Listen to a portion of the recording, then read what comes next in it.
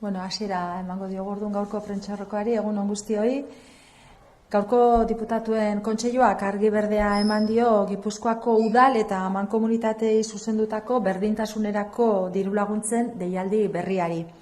Emakumeen eta gizonen arteko berdintasuna sustatu eta indarkeria matxistaren aurkako lana indartuko duten tokiko politika publikoak bultzatzeko helburuarekin.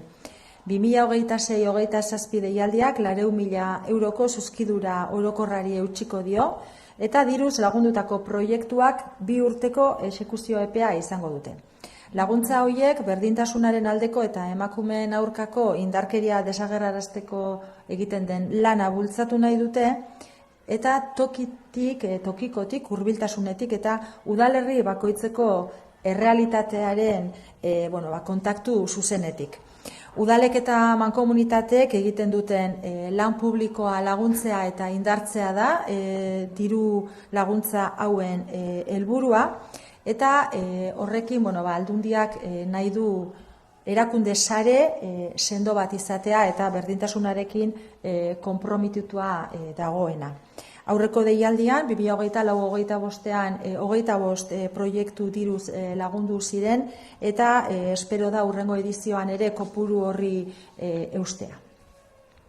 Bestalde, Astigarraga iparraldeko garraio zentro integrala handitzeko obren esleipenaren berri ere eman nahi dizuet. Gipuzkoan garraio profesionalari eta logistikari laguntzeko sarea indartzeko azpiegitura estrategikoa. Jarduketaren esleipen aurrekontua ia 20 milioi eurokoa da eta gauzatzeko epea 30 hilabetekoa. Obrak 2026ko urtearen lehen hiruhilekoan hastea aurre ikusten da eta 2028ko bigarren seihilekoan bukatzea da aurre ikuspena.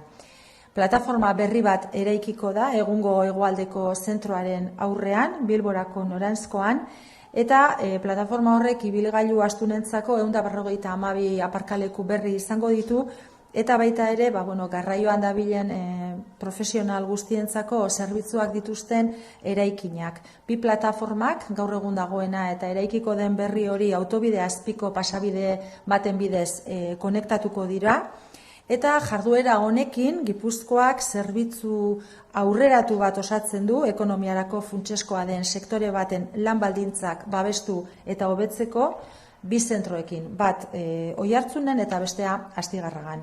Gogorarazi nahi dizuet, gure lurraldea garraioaren ardatz transeuroparraren puntu neuralgiko baten kokatzen dela, eta horrek ikuspegi europarra eta sektorearen egungo erronkei erantzungo dieten azpiegituren aldeko apustu argia egitea eskatzen du.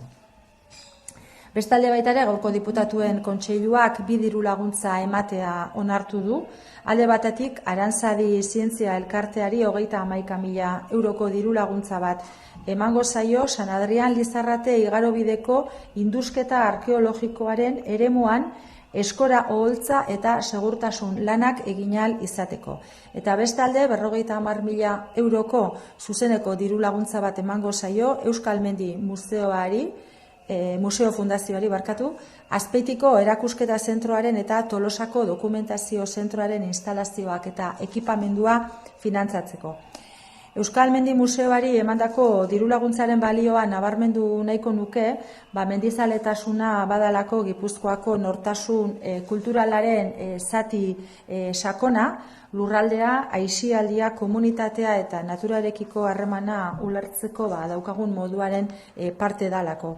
Eta proiektua hau babestea, ondare kultural eta inmaterial oso maitea kontserbatzeko eta partekatzeko egiten ari diren lan bat errekonozitzea ere bada. Eta azkenik, jakitera eman nahi dugu, aldundiak 1.300.000 euro jasoko dituela Europar Batasuneko Next Generation funtsetatik. Klima aldaketa bezalako mehatxuen aurrean, baso azaleraren erresilientzian eta suteen prebentzioan eta hoien aurkako jarduketan lagunduko duten ekintzak garatu ahal izateko. Aldundiak basoa berritzeko, mendiko pistak konpontzeko, basoak garbitzeko eta itxiturak egiteko lanak aurrera eramango ditu.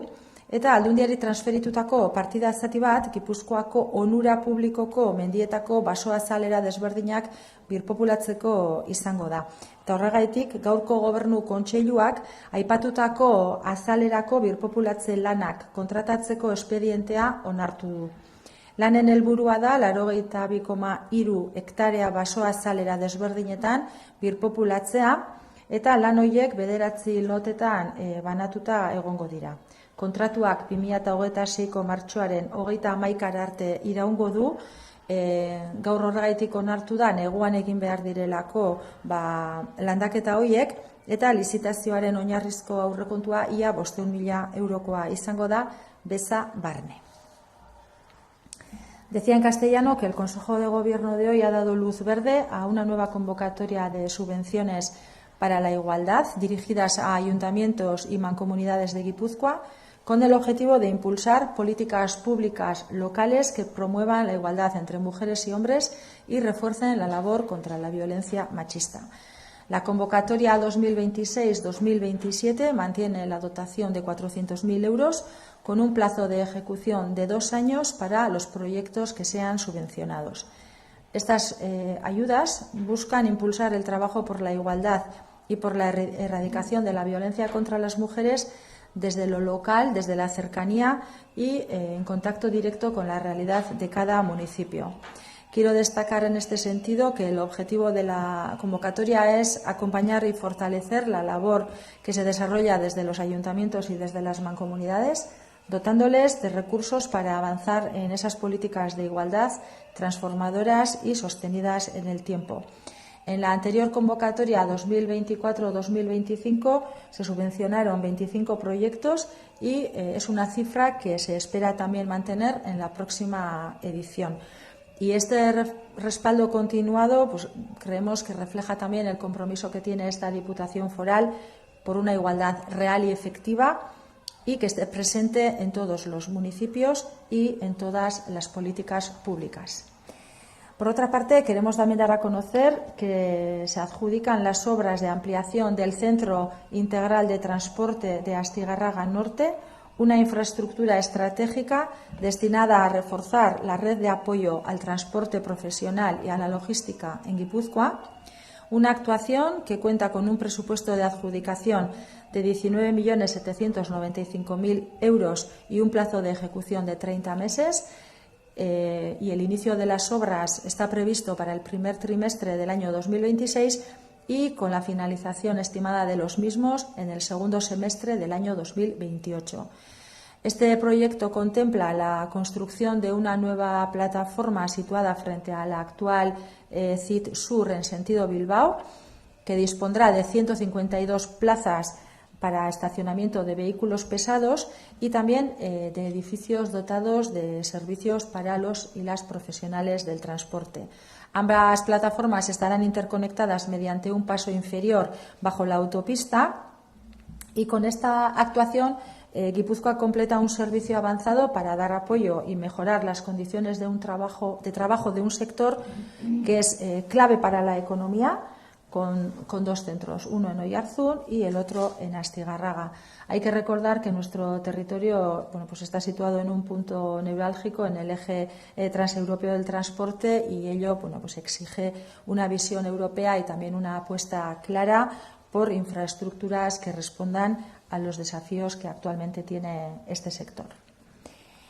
El Consejo de Gobierno también ha aprobado la concesión de 2 subvenciones, una dirigida a la Sociedad de Ciencias Aranzadi de 31.000 euros para la realización de trabajos de intibación y seguridad en la zona de excavación arqueológica del Paso de San Adrián Lizarrate, que es un enclave patrimonial de primer orden integrado en el Camino de Santiago y reconocido como Patrimonio de la Humanidad.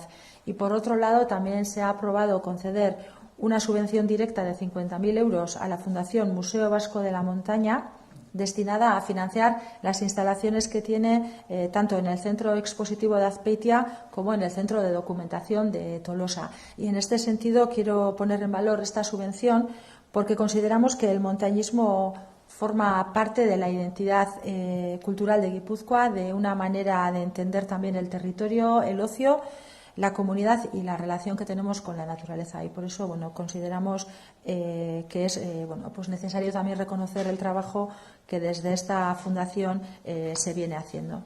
Y finalmente también quiero anunciar que la Diputación Foral de Guipúzcoa contará con 1,3 millones de euros de los fondos Next Generation de la Unión Europea para que frente a amenazas como el cambio climático se puedan desarrollar acciones que contribuyan a la resiliencia de la superficie forestal y poder también prevenir y actuar frente a incendios que se puedan generar.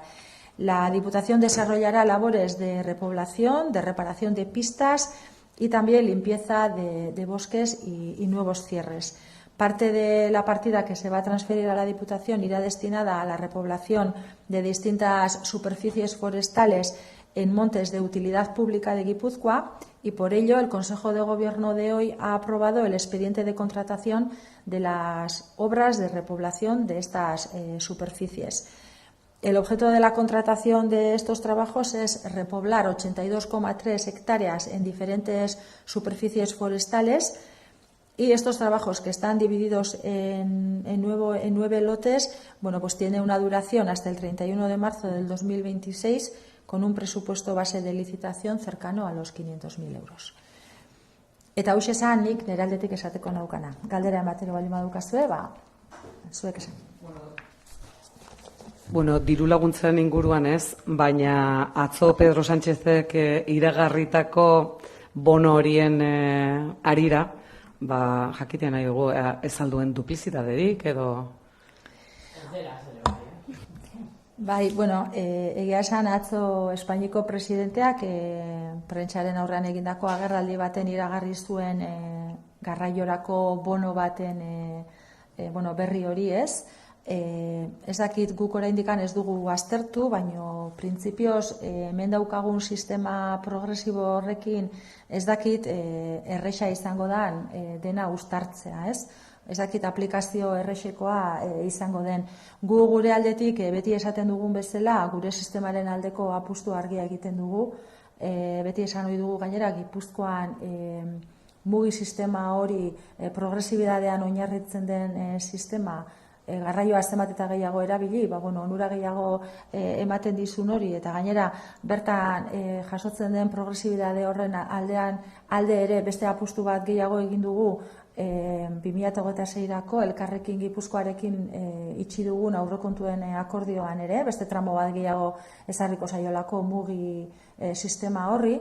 Beraz, ez dakigu oraindik nola gauzatu ahal izango dan Espainiako presidenteak iragarritako neurri hori, uste dut baita ere lurraldeetako garraio agintaritzan eta baita ere Euskadiko garraio agintaritzan landu beharreko gai bat izango dela, baina nik bai behintzat gure aldetik berretsi gure sistemaren aldeko apustu garbi hori progresibidadean oinarritutako sistema horren aldekoa. Sí, en castellano se va a gestionar, se va a poder aplicar aquí, porque aparte de la MUFI, entran otros operadores, los que puede estar Renfe, media distancia, larga distancia, Euskotren, son varios operadores, entonces no sé si hay alguna manera de poder aplicar. Pues nosotros, la verdad es que hemos tenido esta noticia también por medio de la prensa y por la comparecencia que ayer el presidente del Gobierno español hizo ante los medios, anunciando un bono de 60 euros para poder viajar en cualquier sistema de transporte por el Estado. Creo que es una cuestión que se tendrá que tratar en las autoridades del transporte, tanto en las territoriales como en la Autoridad Vasca del Transporte, y no sabemos cómo se podrán combinar las aplicaciones tanto de nuestro sistema progresivo a través de la tarjeta MUGI, que además estamos avanzando en la interoperabilidad también, de que puedan utilizarse las tarjetas en todos los territorios en las mismas condiciones, que es siempre la apuesta que nosotros hemos hecho. Y ahora, pues habrá que compatibilizar, pero entiendo que es una cuestión que se tendrá que analizar y ver cómo se pueden aplicar. Pues considero que donde deben de tomarse estas decisiones, que es en las autoridades del transporte. Hasta ahí no puedo avanzar más. Ulertzen dut horrekin, Gipuzkoako Foru Aldundiak, mugiren deskontuak eta mantendu egiten dituela 2026an. Gu printzipioz hori esan ohi dugu, eta horrekin orain ikusi beharko dugu nola uztartu beste neurri hau, ez? Baina ez dagokit orain niri esatea horrek lanketa bat suposatuko duelako baita ere. Ba, bueno, ez berak esan duen bezala, ez? Operadore desberdina sartzen dira, tarjetaren erabilera ere ez da operadore guztietan, eta bono honen aplikazioa badirudi garraiobide guztietan erabiltzeko esan zuela izango dela presidenteak, baino pentsatzen dut lanketa bat izan beharko duela baita ere, eta uste dut dagokiola garraio agintaritzei lanketa hori egitea, eta erabakiak hartzea. Sí, parece ser que han comenzado ya las catas en Guipúzcoa para tomar esa decisión ya definitiva, suponemos que en los próximos meses, sobre la conexión con Iruña, con Pamplona. ¿Cómo valora la Diputación el que ya parece que se han iniciado ya esas catas? Y qué probabilidades hay también de que la decisión pueda ser proclive a los intereses de Guipúzcoa? Bueno, hemos tenido también conocimiento por los medios de que se han iniciado las catas en Guipúzcoa. Nosotros lo que queremos es que las catas se hagan bien, se hagan cuanto antes y que se haga el informe técnico que se basará en esas catas, poder analizarlo y a partir de ahí solicitar al Gobierno español pues que el tren de alta velocidad se termine de hacer, que es lo que estamos demandando. Obviamente no voy a ocultar, porque una vez más puedo decir cuál es la apuesta de la Diputación Foral de Guipúzcoa, que es de todos conocida, de que hacemos una apuesta indudable de que la conexión con Nafarroa debe de ser por Ezkio. Pero hemos reclamado una y otra vez este nuevo informe técnico que se haga con estas catas que parece que ya se han iniciado y tenerlo y poderlo valorar, pero sobre todo insistir en la necesidad en que hay que avanzar en que culmine ya el trazado del tren de alta velocidad, que demasiados retrasos ya está acumulando. Bai, edabideen bidez jakin dugu Gipuzkoan garraio ministeritza abiadura handiko trenaren inguruko katak egiten hasia dagoela. Guk eskatzen duguna da kata horiek behar den bezala egitea, txosten tekniko hori lehenbailen ere izatea kata horietan oinarritutakoa. Ez dugu ezer berririk esaten adierazterakoan Gipuzkoako Foru Aldundiaren apustua eta nahia zein da Nafarroarekin izan behar dugun lotura hori Ezkioren bidez egitea uste dugu dela egokiena, hainbat eta hainbat arrazoiengatik. Baina, baita ere behin da berriro eskatu dugu txosten tekniko hau egitea lehenbailen, eta lehenbailen izatea gure eskuetan, eta dagokion azterketa ere bai txosten horren inguruan egitea, ez? Eta eskatu, abiadura handiko trenaren obra horiek, lehenbailen burutu daitezela dagoeneko atzerapen gehiegi ere badutelako. Listo? Bale, mila esker. Beste galdera bat edo? Joseba? Ez.